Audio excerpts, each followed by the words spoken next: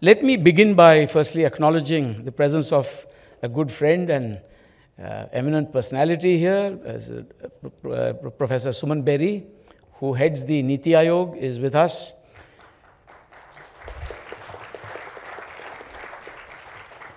And on the podium, I would like to acknowledge the presence of Mr. Tetsushi Sonobe, Dean and CEO, Asian Development Bank Institute.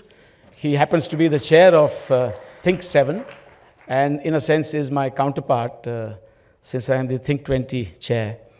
Mr. Yose Rizal Damuri, Executive Director, Center for Strategic and International Studies, Indonesia. And I thank him for also receiving me so warmly a fortnight or so back at his institute in Jakarta. And Mr. Renato Baumann, Director of Studies on Economic and International Policy Relations, IPEA, Brazil. So please welcome him as well. Now, ladies and gentlemen, the topic for this session is G20 for all, and I think that resonates well with what we have been saying time and again, Vasudhaiva Kutumbakam, the whole world being one family.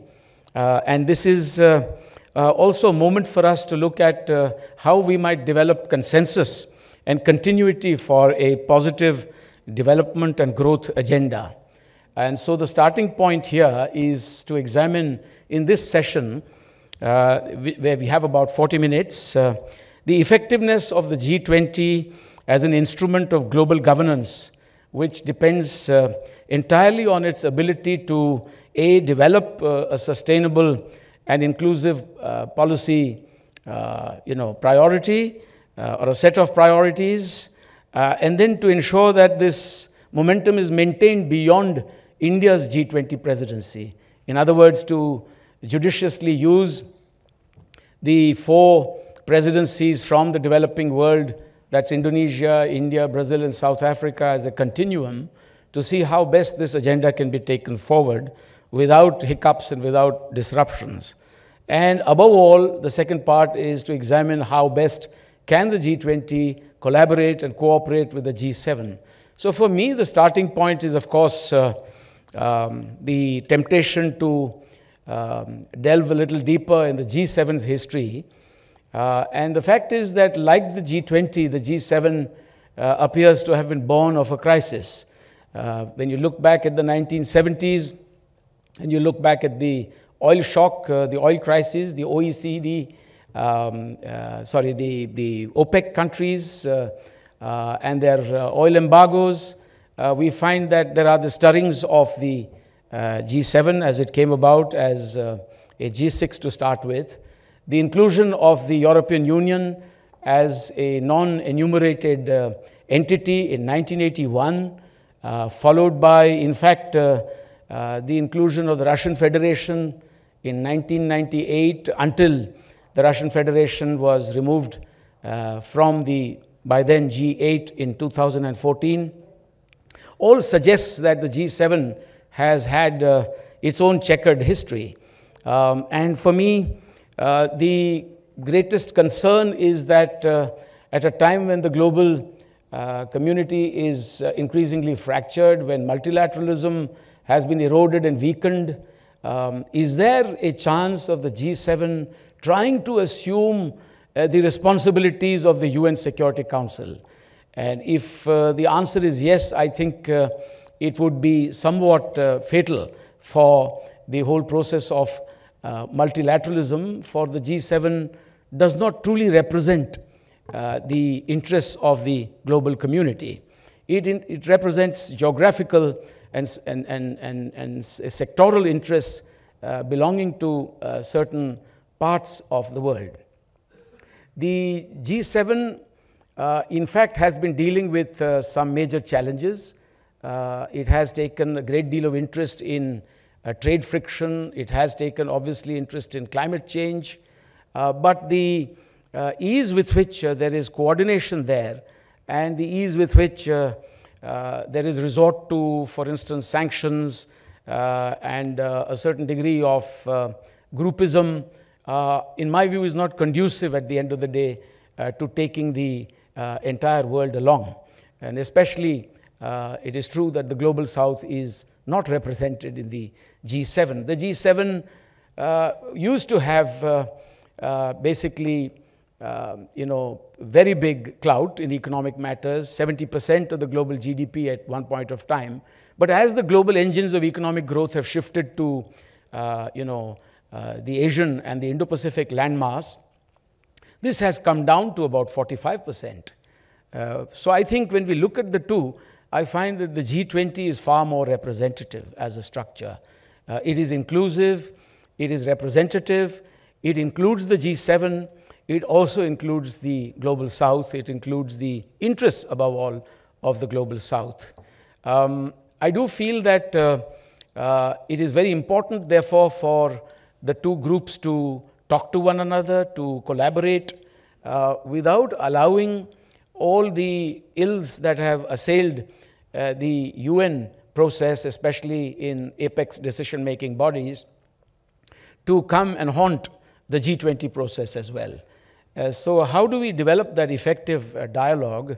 For me, of course, the other key point is that the Global South is a constituency, and it is increasingly being wooed today by the Global North, but for reasons that are not entirely to my liking. I think the focus today on the Global South is unduly with regard to getting the Global South to vote in a particular fashion on a particular resolution, with regard to the current geopolitics of the day.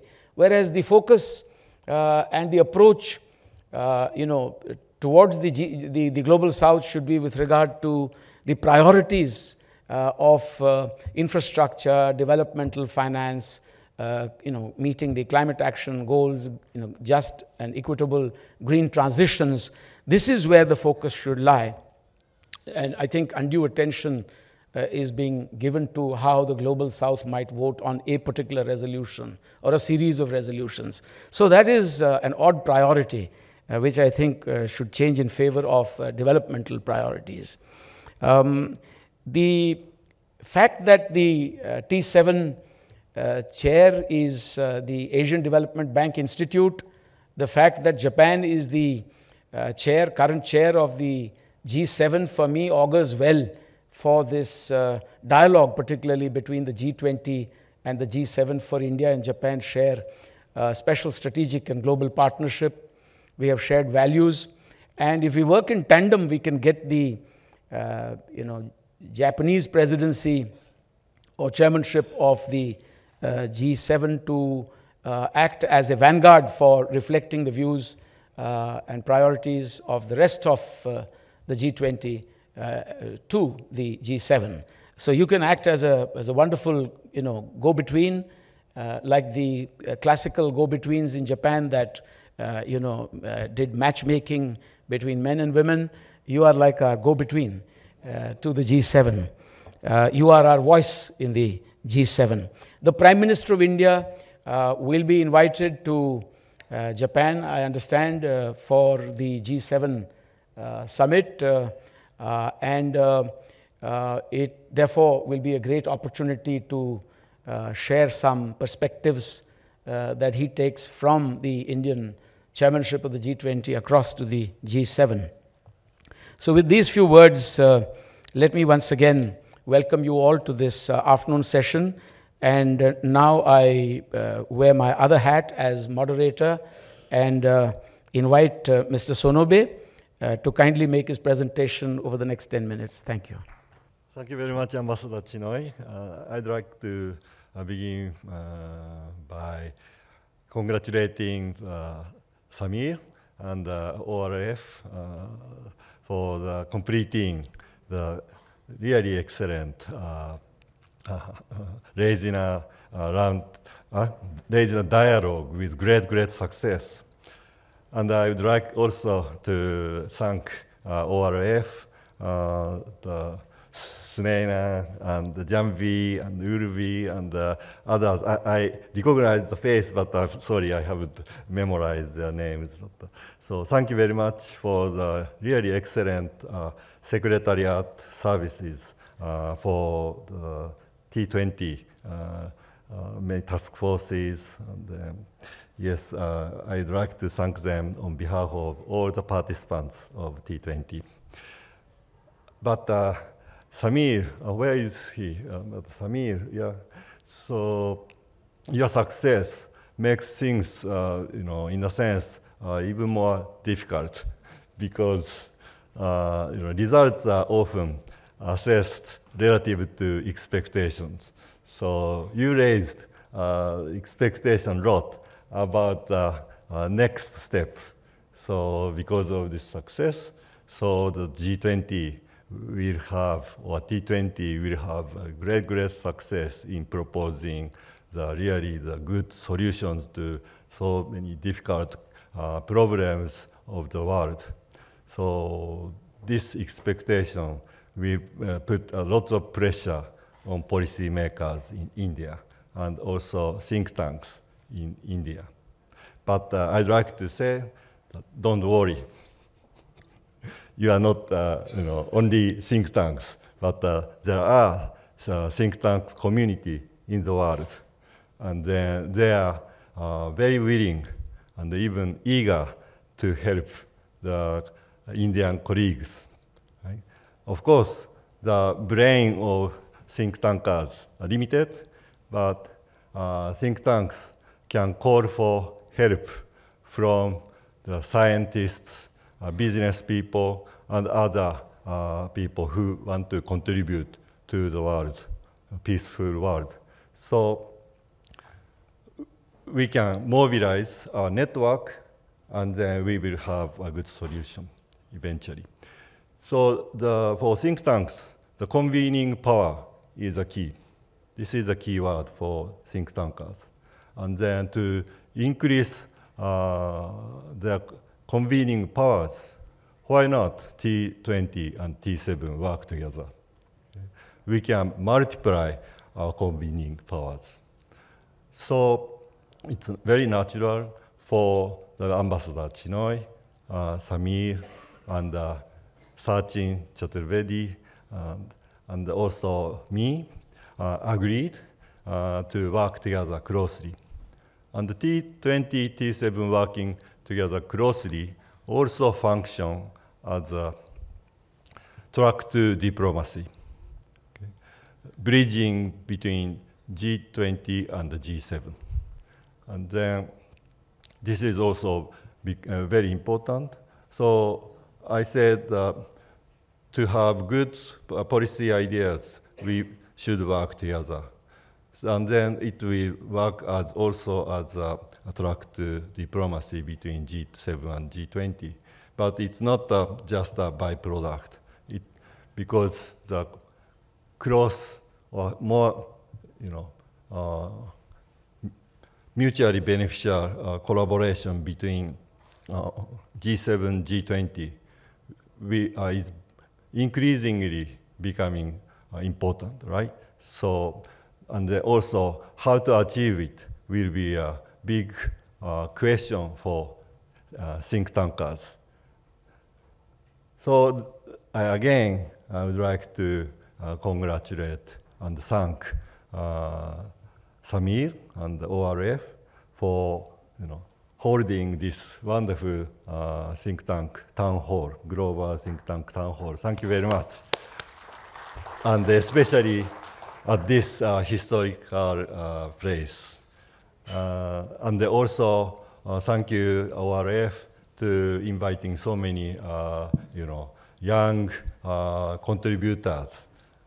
Very good for them to think together with those experienced people about the role of think tanks, expanding roles of think tank and the futures. So think about that, the very good book, it has been very recently published from ADBI Press. So the title is A World in Crisis, A World in Progress, Growing Better Together, Lessons from a Decade of Think20. So Think20 is now 11 years old, starting from the G20 Mexico. And then this book is about the kind of review of the past T20s, and then also propose how the T20, T7 work together, how the think tanks respond to the growing expectation of a growing or playing the growing important role. So let's go to the next page. Many think tank people contributed to this book. So many of them include in this room. So Riatul, professor Indonesia, Sachin here, and then Ambu Mozi, Ambu, thank you very much, and Paolo Magri, and then Dennis Gehrig, so, and then Nicola Bushu, and then Anna Katarina Honig, and Axel Berger from IDOS. They are the T7 Germany co-chairs, and also the T20 Germany several years ago. Pratik from also so many people from India also participated, and also from South Africa, Ghana, and also other parts of the world. And then the next page, please. This is about this page is about chapters. So think tank and solution brokers. Are we working enough, or what we have to work harder? And then T20 impact on G20. The next chapter is Asian think tank. So they really growing as the economy grows, and the pandemic, and then the safer world. So lots of nice discussions included in this book. So this will be a very nice kind of textbook for young generations. And I'm very happy to launch this new book in this very historical place. And once the book is published in print, we'd like to contribute this book to the library here. And then all books from ADBI is open access. So please visit ADBI books. Then you can freely download it. I stop here. Thank you very much. Thank you. Thank you very much, Dean Sonobe, for that presentation, and also for introducing your book, for also emphasizing collective leadership, and also for having a section on, I think, providing solutions. That is, solutions brokers. Did I get it right? Mercifully, it's not power brokers, because what we see around us is generally power brokers. So we need solution brokers today. And I think collaboration between the G20 and the G7 will take us to that goal and objective. I now request Yose Rizal Damuri to kindly make his remarks. Thank you, Ambassador Chinoy. Thank you also for Samir here, and also colleagues from ORF who invite me, who give me a chance to talk again in this town hall, G20 town hall. Things Dean Sonobe already brought up one of the very important issue on the role of think tanks in G20 and also G7s. Let me bring you back to G20 level and how perhaps we can try to find ways on to make it more effective. Because I heard during the last Raisina dialogues there are many issues have been discussed, and also perhaps some kind of complaints and comments that the G20 is not really effective. That's what I heard. But I think I need to emphasize that we still need G20, and G20 is a really good platforms that we can settle all or various issues at the global levels. let me give you some illustrations on why G20 is still very important, and we still need this kind of platforms. In 2022, for example, there are 22 countries that erected 77 food restrictions. It has already exacerbated a food crisis that happens because of the war in Ukraine. So that food crisis has made hundreds of million people actually already live in hunger. That's one illustration on how we still need a G20 actually to deal with the food crisis, because most of the food crisis happens not only because of the availability of the food itself, but rather because countries try to erect policies and measures that are blocking the market to work. Another issue is also on the climate finance. The climate finance require $4 trillion annually, which is only actually it's only 5% of the global GDP, but only less than $600 billion has been disbursed every year. So the gap is widening, and we still need to have the global agenda on this climate finance. Another issue, of course, you can also see in the finance, at the finance levels, finance track, where majority of less developed countries actually is now having difficulty with their debt. And at very risky situations, making the recovery is almost impossible for them to carry out. So those kind of issues need to be settled, needs to be handled at the global level. The countries still need to pool resources for the common goals, while on the other hand, also they need to restrain themselves from hurting each other. And G20 already elevate this kind of the importance of those agendas and create support for greater commitment and actions. But of course, in order to be successful, G20 needs to focus on certain issue.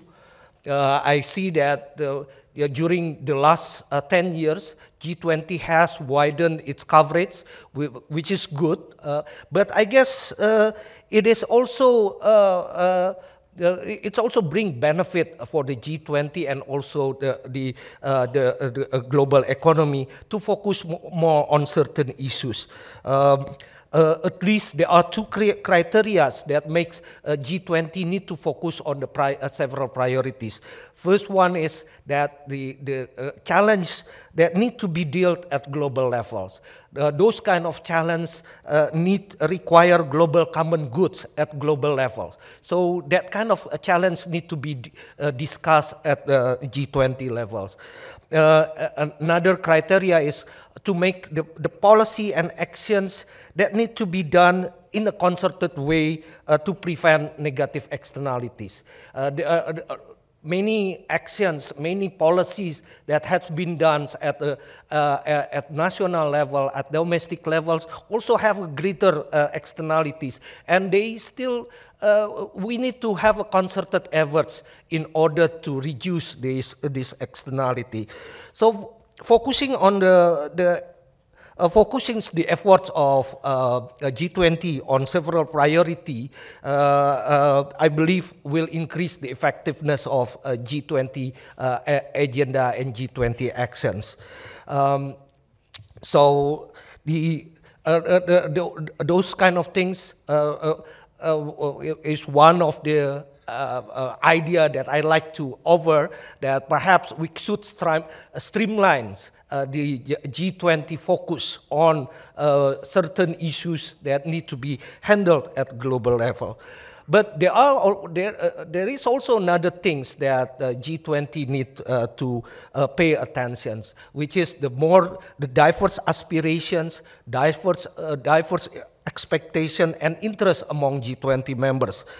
This makes the G20 more difficult to reach commitment, let alone to implement those commitments.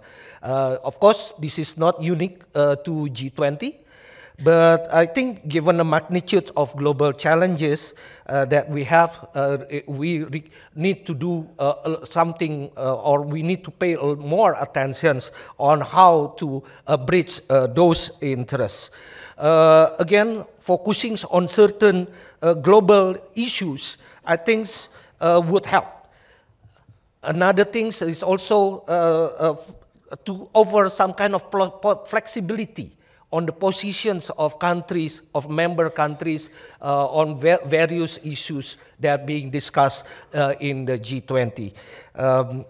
Under Indonesia's presidency, for example, the Troika play important role to show that kind of flexibility, and how the flexibility has been brought to bridge the various interests among countries, and even somehow to some extent can bridge the geopolitical divisions that happens last year. So I think I would end my take on the G20 effectiveness. Really happy to discuss about it later. So thank you, Ambassador Chinoy. Thank you, Yose, if I may call you by your first name. You can also call me Sujan. Thank you for your remarks. One big thing, takeaway for me is that if we wish to keep the G20 effective, keep its focus on the priorities of the global South, ensure that we don't take the eye off the ball in terms of a sustainable and inclusive policy orientation, I think we need to set up some kind of a structure for neither the G7 nor the G20 have any kind of a permanent secretariat. But I'm more concerned about the G20. So I think in the context of the G20, this is an entirely opportune moment for India to perhaps take a lead in the matter, to set up a representative secretariat of sorts, which also looks at blended finance of its own, to support other G20 presidencies in the global South. For it would be the last thing that we want if presidencies in the global South were to be supported by finance from the global North. I mean, I have nothing against it, but then normally whoever pays calls the shots, and I'm not entirely sure if that is conducive to maintaining consistency in terms of G20 priorities. So think about it. We'd value your thoughts on that. The other is a somewhat gratuitous comparison that I'm tempted to make, that just as the notion of the Asia-Pacific is not entirely representative of the current times in the 21st century, and the Indo-Pacific is far more representative of the aspirations of a larger number of people, so also I think the G20 should be strengthened. The G7 must also contribute to the strengthening of the G20. Mr. Renato Baumann, if I have intrigued you or kind of stimulated you, you may also like to comment on that. Thank you.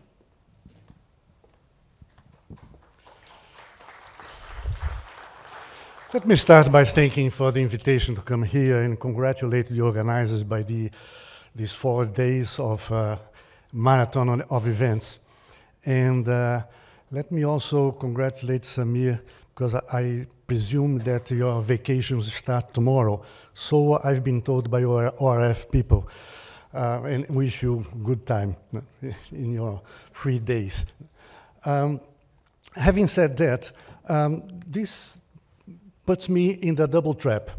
First, for the simple fact of being the last one to talk and try to find out something that could add to what has already been said until now. The second trap is the very fact that I'm a government staff, and Brazil is taking the presidency of G20 next year. I have no idea what is going to happen. So what I'm going to say here is absolutely on a personal basis as a researcher and provoker. Now, I understand that the core of our concerns here has to do with how to take profit of the sequencing of presidencies of the G20 by developing economies and try to be assured that the dimension of interest of developing economies will remain as priorities or half priorities in the agenda of the G20. Now, there are, to my view, three courses of action that could lead to that. The first one is to increase the number of bringing other developing economies. That leads to two problems. One is that the probability of the present members accepting that is almost nil. Two, increasing the G imposes a problem in itself because it takes degrees of freedom in the facility or probability of getting consensus in the decisions. And hence, I think it's out of question to increase the group. A second possibility, a second course of action, is to intensify the links or the relationship between the think tanks in the 20 and think tanks in the 7. The hidden assumption here is that the work of think tanks is taken seriously by the Sherpas or by the decision makers. We have to assume that, otherwise we should all be at home. That's what we are here for. Now, the third course of action is to identify exactly what are the interests of the set of developing economies. The G20 members do not have a mandate to speak in terms of the set of developing economies. This is a starting point. Nobody is talking in the name of other countries. But, of course, it's intuitive to imagine that there are some issues that are of direct interest of developing economies. And each of us here could name dozens of relevant and priority issues for developing economies, which would lead us nowhere. So how to do that? I think that what can be done is to try and focus in the identification of what would be a quote-unquote core set of issues that are of actual interest of developing economies. And I propose an exercise. What I have done is to, if we are talking of interests of developing economies, and we are implicitly assuming that these are probably to some extent different from the interests of the G7. Hence, it's a matter of identifying what are the actual interests of the G7 vis-a-vis the interests of the G20. And what I've done, Mr. Chair, is to take the summit declaration of the G7 last year, July last year, and compare it to the declaration of the G20 in December last year. And as it turns out, there are at least 10 topics that belong to the G20 and they are not in the G7. And hence, my reading is that this probably reflects the interests of the other 13. And that's where we are. And so, if I may, number one, to unlock, a number of these issues have been mentioned throughout the day. But number one, to unlock investments for low and middle income and other developing economies using a variety of innovative financing sources and instruments. Number two, to adopt innovative practices and technologies, including digital innovation. Number three, transform and diversify energy systems. Number four, provide high-quality digital connectivity for digital inclusion. Number five, to implement international tax packages, BEPS and others. Number six, to revisit the adequacy of quotas and the process of IMF governance reform. Number seven, to support, meet the global target of $100 billion of voluntary contributions for countries most in need. Number eight, address the debt situation in some vulnerable middle-income countries. Number 9, establish a comprehensive international framework for the regulation of crypto assets activities. Number 10, perhaps should be number 1, reforming the WTO, which is considered as key. These issues, of course, we have been dealing with them in the last 4 days, and today as well. And it is surprising that none of them belong to the G7 Summit Declaration. I think that, if I am correct, I think there is an issue here, so that, and this is my provocation, so that this set could and should comprise what I would call the agenda of interests of developing economies, and maybe we could work on that and intensify our efforts in trying to make that acceptable to the other 7. And here I stop. Thank you very much. Thank you very much, Mr. Baumann, and you've given us a clutch of ideas along with the others, and so I think we'll mull over these. We have exactly 3 minutes and 25 seconds left, and I don't want to exceed the time allocated to us, so I'd like to throw it open. There's only one condition, that no questions should be addressed to me. There are 3 others here, eminent panelists and colleagues who will answer your questions. Your questions may kindly be very brief. You have 10 seconds to identify yourself and another 20 to pose your question. Yes, please, the lady there. Thank you. I'd like to know if, to Brazil particularly, if there's at least one topic that you would say it will have continuity between India's presidency and Brazilian's presidency. Thank you. And you have exactly 45 seconds to answer that. Yes, no? I don't know. That's a short one. We pose a question, I think, maybe which is easier for our colleagues. Let me ask Indonesia, what would you like Brazil to take forward from your presidency? Okay, maybe that's the answer you can give. Yeah, that's the thing. Every host country tend to put another agendas into their agenda, priority agenda, and it keeps getting bigger and bigger.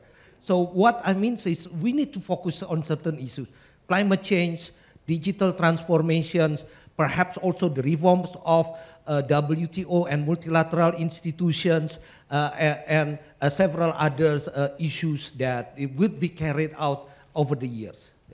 If I may add a yes, footnote here, I think this is a bias and a problem with the very model of pro tempore presidency. The same syndrome happens in the BRICS. Each country holds the presidency and wants to add its own chili to this soup. And that naturally leads you to a less clearly identifiable set of objectives. But that's inherent to the model. So we'll continue to grapple with that alphabet soup. Meanwhile, we have 1 minute and 8 seconds left. One more question. Yes, the lady there. Hi, my name is Tanya. A very simple question. We speak about climate change and we speak about urgent issues, other issues. No one speaks about education and healthcare. Most of our countries and our regions don't have public funded systems for both of these, and they're probably important for survival. Done. Yeah. And who is it addressed to? Anyone can answer. So I think Dean Sonobe, you have a go ahead. That's the most important issue. Yes, we are tackling, at least T7. Yes. But maybe that kind of agenda is supposed to, it's better to address at domestic level with certain cooperations at the global level. 15 seconds to go. Samir, would you like to thank everyone? I would like to thank everyone. First, of course, Ambassador Chinoy for the masterful conduct of the session. And of course, very special thanks to all the 3 leaders of the T20 countries. And I wish, of course, our Brazilian friends the very best. And we hope that we give you enough material to take forward in your presidency, and we look forward to the Brazilian flavor added to it. So thank you very much. Please join me in applauding this.